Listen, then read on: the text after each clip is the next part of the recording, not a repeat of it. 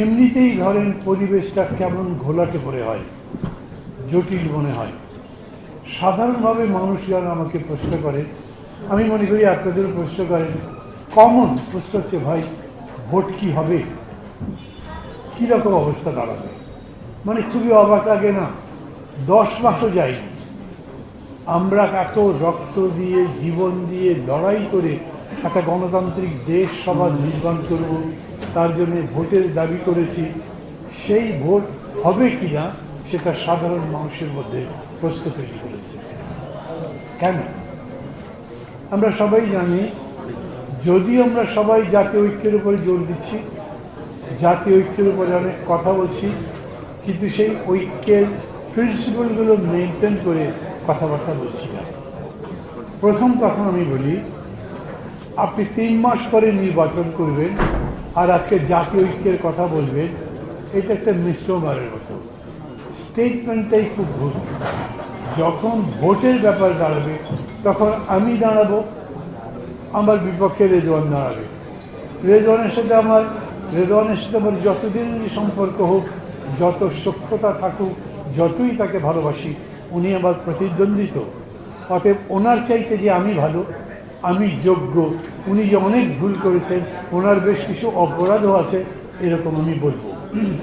আর সেটা যখন বলবো তখন আমাদের মধ্যে ওই ঐক্য থাকবে না। আমি ব্যক্তি দিয়ে বলছি, কিন্তু দল নিয়ে যদি বলেন তাহলে কোনো কোনো দলের বিরুদ্ধে এখনও অন্য কোনো দলের অনেক বড় বড় অভিযোগ আছে, যে অভিযোগের নিষ্পত্তি হয়নি। আজকে আমরা দেশটা গড়বার জন্যে, এবং যেহেতু আমাদের সামনে একটা বড় থ্রেট আছে আমাদের প্রতিবেশীদের পক্ষ থেকে, সেই কারণে এক থাকছি, একসাথে কথা বলছি।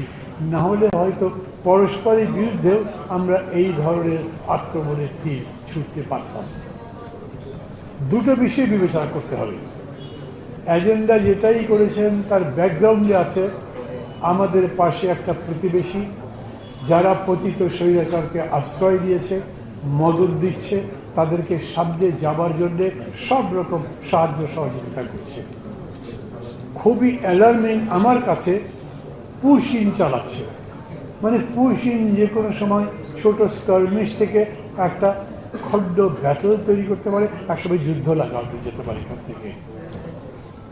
ভারত বাংলাদেশকে আবারও তার করায়ত্ত করবে, তার কি পথ থাকতে পারে আমরা ঠিক জানি না, কিন্তু এরকম আমরা দেখেছি যখন পাকিস্তান ভারতের মধ্যে যুদ্ধ হয়েছে কিছুদিন আগের কথা, তখনও পশ্চিমবঙ্গকে টার্গেট করে, বাংলাদেশকে টার্গেট করে ওদের মন্ত্রীরা কথাবার্তা বলেছিলেন। এই বিষয়টা বিবেচনার মধ্যে রেখেই আমি বলি, রাজনৈতিক নেতারা যারা আছেন তারা সবাই খুবই বিবেচনা করে আচরণ উচ্চারণ করবেন, এটাই প্রত্যাশা। তার চাইতে বেশি প্রত্যাশা হচ্ছে যারা ক্ষমতায় আছেন, দেশটা পরিচালনা করবেন। এই যে সংস্কারের কথা আমরা বলছি, সেই সংস্কারটাও শেষ পর্যন্ত সম্পাদন করবেন, তারা আরও বেশি দায়িত্বশীলতার পরিচয় দেবেন। আর দেখেন, আমাদের জন্য একটা নির্ভরতার জায়গা, আমরা প্রথম থেকেই মনে করেছি যে ডক্টর মোহাম্মদ ইউনূস এই সরকারকে পরিচালনা করছেন, যিনি বিশ্বব্যাপী স্বীকৃত একটা মানুষ, দায়িত্বের দিক থেকে, বোধের দিক থেকে এবং জ্ঞানের দিক থেকে। আমরা মনে করি বা মনে করেছি তিনি খুবই যোগ্যতার সঙ্গে এবং একেবারে নির্ভীকভাবে, কোনো পক্ষপাতহীনভাবে এই কাজটা করে যেতে পারবেন। কিন্তু সর্বশেষ যেটা হলো, উনি যে কথা বললেন, একটা মাত্র দল কেবল ডিসেম্বরের মধ্যে নির্বাচন চায়। আমি অনেক ভেবেছি প্রফেসর মোহাম্মদ ইউনূসের জন্য এই রকম একটা ভুল করা কি সঙ্গত? এটা কি মানায় তার কাছে? মানে উনি ভুল করে বলেছেন এরকম কি হতে পারে? উনি জানতেনই না যে একটারও বেশি, প্রায় 29টার মতো দল ইতিমধ্যেই ডিসেম্বরের মধ্যে ভোট চেয়েছেন। এই ভুল তো তার হবার কথা নয়। উনি কোনো ব্যাখ্যা দেননি এবং ডক্টর মোহাম্মদ ইউনূস কোনো জবাবদিহি করেন না। এমনকি সামনাসামনিও যখন কথা বলবেন তখন তার কাছে কোনো প্রশ্ন চাইবেন, আমি দেখেছি প্রায় অধিকাংশ ক্ষেত্রে উনি প্রশ্নের জবাব দেন না, হয় খুবই মিষ্টি একটা হাসি দিয়ে বিদায় করে দেন, অথবা কোনো কথাই বলেন না। এটা একটা সমস্যা হচ্ছে। আমরা যে সংলাপের কথা বলি, সংলাপ এখন বলা হচ্ছে, মূল যে ব্যক্তি তার সাথে আমাদের প্র্যাকটিক্যালি কোনো সংলাপ কখনো হয় না। 4 বার এবং গতকালকে যদি ধরেন তাহলে 5 বার উনি সব রাজনৈতিক দলগুলোকে ডেকেছেন কথা বলবার জন্য, এবং প্রায় প্রত্যেকটা বৈঠকের শুরুতেই উনি বলেছেন উনি খুবই ভালো ফিল করেন যখন উনি এই বৈঠকের সামনে পড়েন, যখন তার মধ্যে হতাশা থাকে, যখন তার মধ্যে দুশ্চিন্তা থাকে, সেগুলো সবই কাটিয়ে এই মানুষগুলোকে দেখলে, তাদের সাথে কথা বললে তার চিন্তার পরিবর্তন হয়, উনি বেশ আশাবাদী হয়ে ওঠেন। এরকমই যদি হয় তাহলে উনি যাদের সঙ্গে কথা বললেন তাদের সঙ্গে সংস্কার নিয়ে কথা বলেছেন, উনি তাদের সঙ্গে রাজনীতি নিয়ে কথা বলেছেন, আগামী দিনের গণতন্ত্র নির্বাচন নিয়ে, গণতন্ত্র সংগঠন নিয়ে কথা বলেছেন না, ইস্যুর ওপরে রেখেছেন।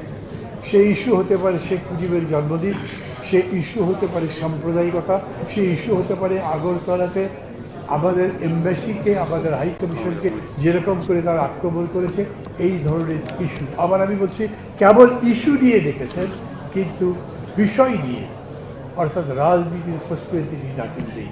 সেই মানুষ, সেই রকম বিচক্ষণ একটা সরকার, ধরেন দ্বিতীয় কথা যদি আমি বলি, হিউম্যান করিডোরের কথা বলেছেন, ফরেন অ্যাডভাইজার বললেন এটার ব্যাপারে তারা নীতিগত সিদ্ধান্ত দিয়েছেন, উনি এমনি এমনি বলতে পারেন। তারপরে আবার যাকে সিকিউরিটির দায়িত্ব রয়েছে সেই ভদ্রলোক বললেন এই নিয়ে কোনো কথা হয় না, ভবিষ্যতে কথা হবেও না। অথচ ওই এলাকা থেকে প্রচুর মানুষ আমাদের বলে 1-2টা ট্রাক গেছে ওই দিকে, তাদেরকে সাহায্য সহযোগিতা দেওয়ার চেষ্টা করেছে, যদিও কথাটা খুব বিশ্বাসযোগ্য বলে আমার মনে হয় না। তার কারণ আমি যার সাথে ডিলটা করব সেই সাইটটাই নাই, মিয়ানমার গভর্নমেন্ট নাই, ওখানে আছে একেবারেই আরাকানরা। সেই আরাকানরা যারা দুস্থ, যাদের প্রয়োজন, তাদেরকে সাহায্য দেবে না, কারণ রোহিঙ্গাদের তারা নিধন করতে চায়। তাহলে এই কথাটা আসলো কোত্থেকে? কথা লম্বা করবো না, আমি শুধু আপনাদের বলি, মানে যখন আপনি একটা বিরাট ব্যক্তিত্বের সামনে দাঁড়ান, তাকে বুঝতে পারেন না, তখন নিজের মধ্যে হতাশা বেশি তৈরি হয়।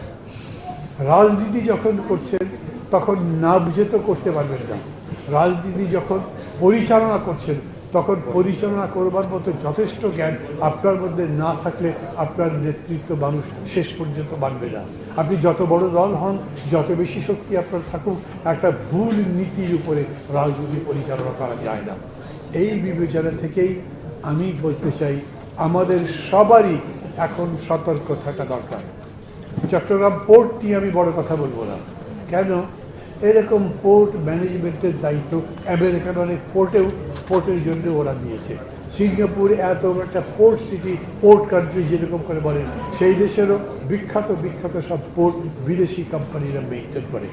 আমাদের এখানকার সমস্যা হয়েছে, যেই জায়গাতে এই স্টেশনটা হবে, অর্থাৎ যেখানে আপনি তাদেরকে দায়িত্ব দেবেন পোর্ট ম্যানেজ করবার জন্যে, সেটা একেবারেই যেটা আমরা সাবমেরিন বেস চাইনিজদের দিলাম তার এত কাছাকাছি হলো কেন? এই প্রশ্ন করতেই পারছেন না আপনি, আর করতে পারছেন না বলে তার জবাব দেওয়ার কিছু নেই। আর আমি এটা তো প্রথমেই বলেছি, প্রশ্ন করলেই যে জবাব পাবেন এই রকম একটা প্রশাসন, এরকম একটা সরকার দেশ চালাচ্ছে না।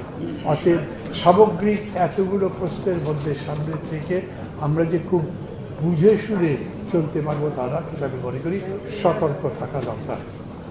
আমি অনেস্টলি বলি, আমি জানি একটু যদি কথা বলি তাহলে সারুদ্দিন সাহেব অবশ্য চলে গেছেন, যারাই আছেন জামাতে ইসলামের মতো পার্টি, তারাও তো জুনে ভোটের কথা বলেনি, তারা বলেছে ফেব্রুয়ারি।